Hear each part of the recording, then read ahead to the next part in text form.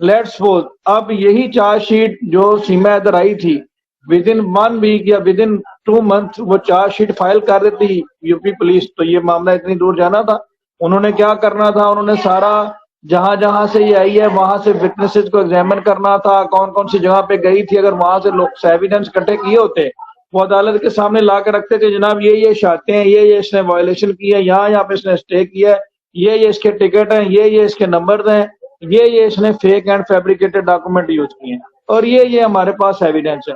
लेकिन वो तो जब वही काम नहीं करेंगे तो फिर अदालत क्या कर लेगी, जब खुद जाके तो इंक्वायरी नहीं ना करेगा, वो तो खुद जाके नेपाल नहीं जाएगा।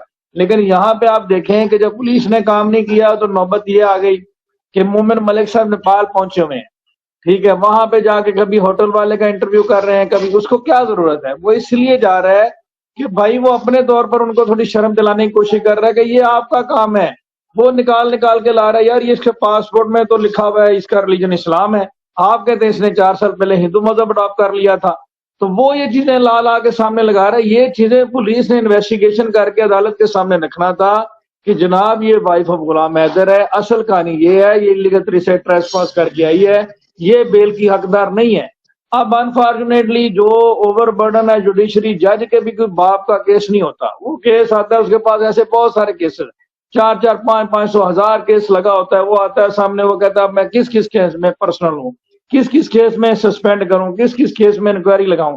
जो केस वकला हजरात बहुत ज्यादा पेन के साथ फॉलो करते हैं, उसमें एविडेंस ले आते हैं, उसमें जल्दी फैसला हो जाता है, जो रह जाते हैं फिर इस तरह से लटक जाते हैं।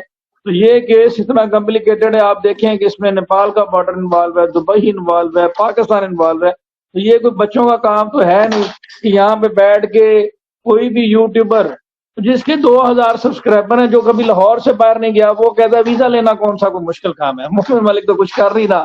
और मुझे यकीन करें गैस भाई, हंसी आ रही बात सुन के कि मैं आपको ऑनेस्टली बात बताऊं, मेरे बैंक अकाउंट में मैं ओनली सानू कोई प्रॉपर्टी भी नाम पे है, मतलब विरासत में चीजें मिली हुई, अपना तो चले कुछ भी नहीं हमने किया, लेकिन विरासत में चीजें मिली हुई। लेकिन मैं फिर भी भारत का वीजा अप्लाई करने से डरता हूँ, कहीं स्टिग्मा ना लग जाए, कहीं रिजेक्ट ना हो जाए, ठीक है, अच्छी भली प्रोफाइल खराब ना हो जाए। उसकी वजह यह है कि इंडिया पाकिस्तान का तो मैच हो तो दंगल पड़ जाता है यहाँ पे, ठीक है।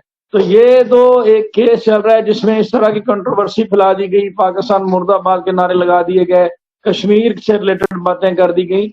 तो ये बड़ी मसलत अंगेजी और समझदारी के साथ ही मसला हल किया जा रहा है। ये तो आप यकीन करें, कोई बेवकूफ आदमी हो ना तो 1 मिनट में आग लग सकती है, 1 मिनट में दंगे फसाद हो सकते हैं, जिस तरह की बातें आती हैं, क्योंकि आपने यहाँ पे दूसरी पार्टी ने इसमें इतना रायता डाल दिया, इसमें हिंदू मुस्लिम का एलिमेंट जो है ना वो इन्वॉल्व कर दिया, जबकि कोई ऐसी बात ही नहीं है।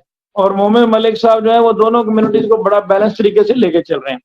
बाकी जुडिशियल सिस्टम जो है वो तो मैंने आपको बता दिया ना कि सुप्रीम कोर्ट के जज ने यहाँ पे कहा कि मुझे एसएचओ लगा दो।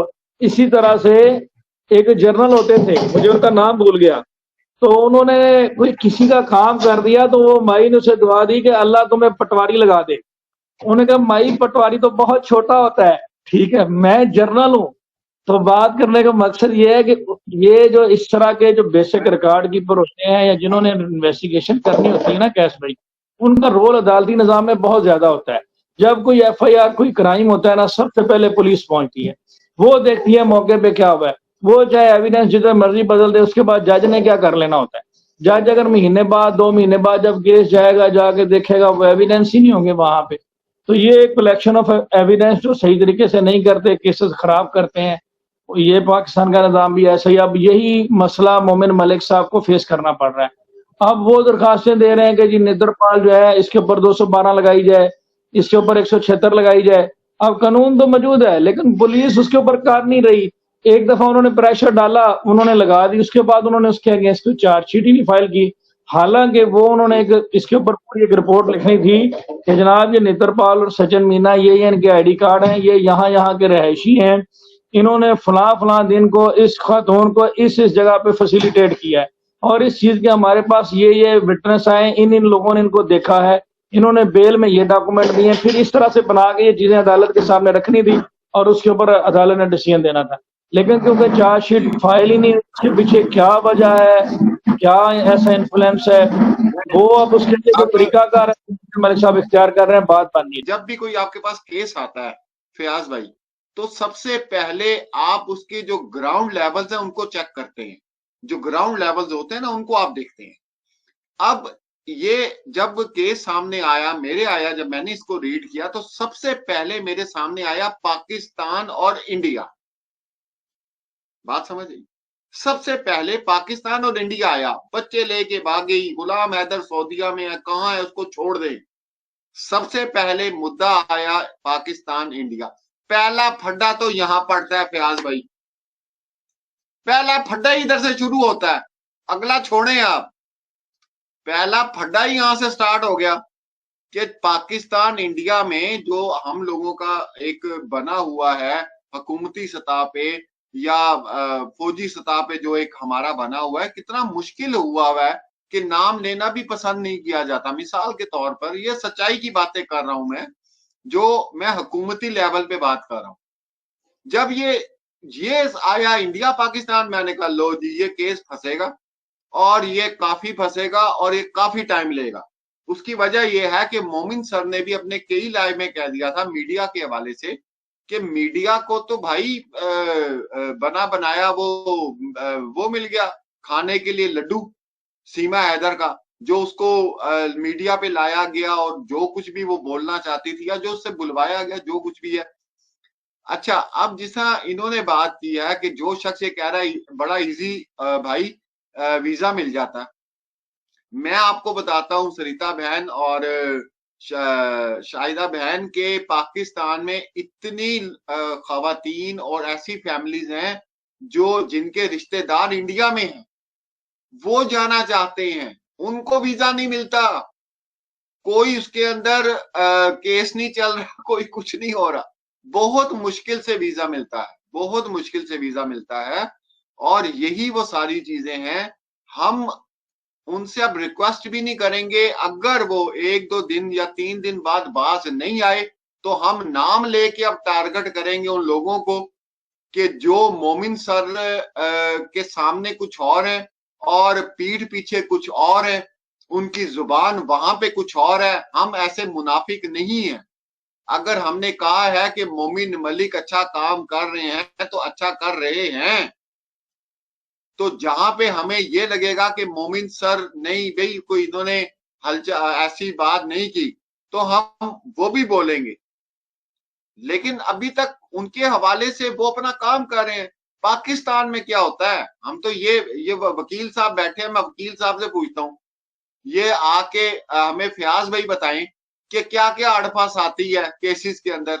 जी फयाज भाई, आज आपने ख्याल नहीं करना, अच्छा ना हाई कोर्ट का ख्याल करना, ना सुप्रीम कोर्ट का, खुल के बात करनी है अल्लाह पे बैठे में। बताएं पाकिस्तान में क्या कुछ होता है, कैसे थोड़ा केसेस सा को बदला जाता है, कैसे रिपोर्ट्स बदली जाती हैं, कैसे एफआईआर बदली जाती है, कैसे चार्जशीट बदली जाती है, कैसे फोरेंसिक रिपोर्ट बदली जाती है। बताएं मेरा भाई, सामने आए, छुप के देखें नहीं गैस आना, भाई, सामने आना है। मैं आ गया जी। ये देखें गैस भाई, ये तो बिल्कुल क्लैरिटी है, ये बिल्कुल आप सही कह रहे हैं। देखें क्रिमिनल लॉ में तो प्रैक्टिस यहाँ पे बड़ी मुश्किल है, और भारत और पाकिस्तान का जो सिस्टम है ना तकरीबन मिलता जुलता है, और पुलिस भी चाहे भारत की हो या पाकिस्तान की तकरीबन एक जैसा ही मिजाज है दोनों का। तो जिस तरह से आप देखें कि केसेस को, क्रिमिनल केसेस को में सबसे ज्यादा जो रिस्पॉन्सिबिलिटी होती है ना वो पुलिस की होती है। पाकिस्तान के एक जस्टिस होते थे सुप्रीम कोर्ट के चीफ जस्टिस, उनसे किसी ने पूछा सर आपकी कोई हसरत, उसने कहा मैं एक दफा एसएचओ बनना चाहता हूँ। उन्होंने कहा एसएचओ तो बहुत छोटा होता है, आप चीफ जस्टिस ऑफ पाकिस्तान रहे। उन्होंने कहा जो एसएचओ कर सकता है ना वो मैं नहीं कर सकता। ठीक है, वो कैसे कि सर उन्होंने क्राइम सीन अक्रम्स के ऊपर पहुंचना होता है, इन्वेस्टिगेट उन्होंने करना होता है, शहादतें उन्होंने इकट्ठी करनी होती हैं।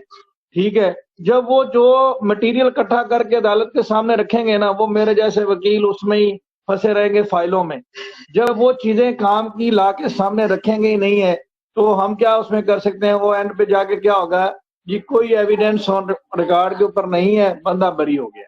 ठीक है, आपने देखा होगा कि 1 माह से बहुत ज्यादा फोकस और टारगेट किया जा रहा है मोमिन सर को, और अपने लाइव्स में और अपनी वीडियोस में ये चीजें बताई जा रही हैं कि लेट हो गया, फला हो गया। अब 1000 बार मेरे लाइव में भी आके मोमिन सर ने यही बात बोली है कि एक वकील का काम है अपने केस को दायर करना, ठीक है। अब मुझे यहां ये समझ नहीं आती कि आपने परसों का अगर लाइव मोमिन सर का देखा हो हमारे साथ, मोमिन सर ने कहा कि हमने वीजा के हवाले से हर चीज कंप्लीट कर दी है, एक एलिगेशन लगा था उसको भी क्लियर कर दिया। अब सिर्फ एक क्लियरेंस की एक कागज ईमेल चाहिए, जो ईमेल होनी है उसका हमें इंतजार है। अब मोमिन सर खुद अपने मुंह से हर बात बता रहे हैं कि मैंने अपनी तरफ से चीजें पूरी। देखें, मोमिन सर को हम टारगेट इसलिए करें, मोमिन सर को हम इसलिए कहें कि जी अभी तक वीजे के लिए तो अप्लाई नहीं किया। अरे भाई अप्लाई किया हुआ है। अच्छा, मोमिन सर को हम इसलिए टारगेट करें कि जी इसकी जाली शादी के ऊपर कोई केस नहीं दायर किया, वो भी किया हुआ है। बच्चों की कस्टडी के हवाले से कोई केस नहीं किया हुआ, वो भी किया हुआ है, ठीक है। और उसके बाद जो पुलिस ने इतना लेट काम किया उनके ऊपर भी किया हुआ, एप्लीकेशन दी हुई है, इसी वजह से हरियाणा वो केस लेकर आ रहे हैं। मतलब मोमिन सर जो कर सकते हैं उससे कहीं ज्यादा कर रहे हैं, जो कर सकते हैं ना उससे कहीं ज्यादा कर रहे हैं वो।